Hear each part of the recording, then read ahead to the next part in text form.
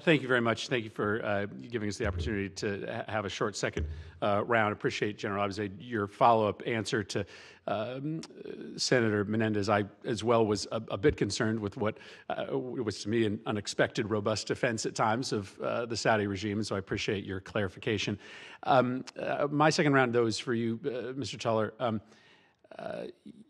The Houthis, no doubt, bear significant responsibility for the humanitarian catastrophe up until this day.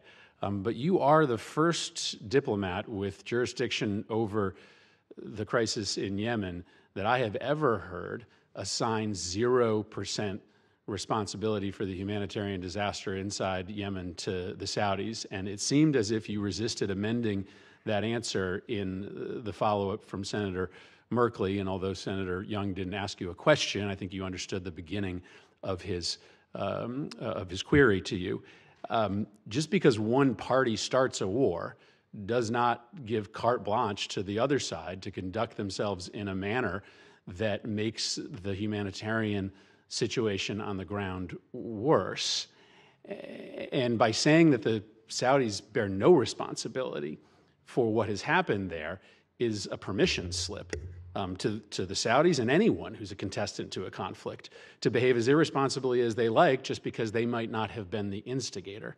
I can recite you the same statistics that Senator Merkley did, but they're pretty overwhelming in terms of the consensus among the international community as to the effect that the bombing campaign targeting civilians, the months-long blockade, had on the worsening humanitarian situation. So I want to give you one last shot before we end here to amend your answer that the Saudis, that the Houthis bear 100% responsibility for the civilian nightmare that has happened inside Yemen. Mr. Senator, thank you for the follow-on question. And in describing what I think is an analytical position as to exactly what is happening to the economy in Yemen, that does in no way or shape excuse the Saudis when they violate the armed conflict or conduct their military operations in a manner that doesn't give due regard for civilian life.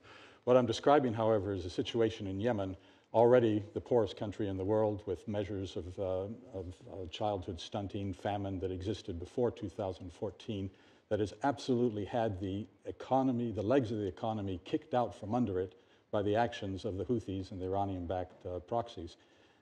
The UN humanitarian coordinator, I think, has described the situation best when she said Yemen is not suffering from a famine of food. Yemen is suffering from a famine of incomes. That is what is really driving most of the humanitarian suffering that we're all witnessing.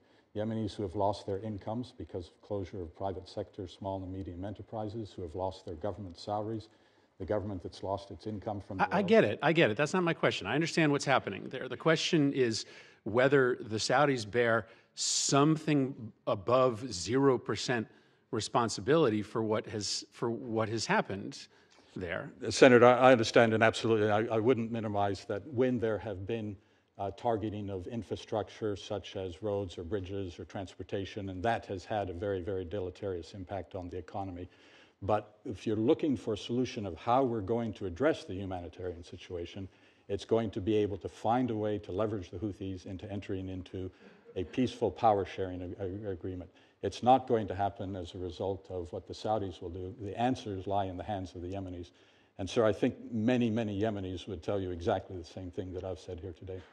So are you not, so help me figure this out. Are you changing your answer or not changing your answer? Because this is a problem for you moving forward here. If you can't commit to us that the Saudis have some responsibility for what's happened there, as almost everyone who's testified before this committee before you has said. Are you changing your answer or not? So with the war going on, and of course the Saudis is one of the participants, absolutely, of course, they have had an impact on the humanitarian suffering. I'm not saying that. And I think, again, going to the specific question, when there have been violations of the law of armed conflict or undue consideration for collateral damage, we cannot overlook that or excuse that. But, sir, when I'm looking for answers of how we are going to, as a nation, resolve the humanitarian crisis, we've got to look to the underlying causes of what's happening in Yemen, the responsibility of all the Yemeni parties, and what we're going to do so that the Yemeni civilians don't continue this suffering. Thank you, Mr. Chairman.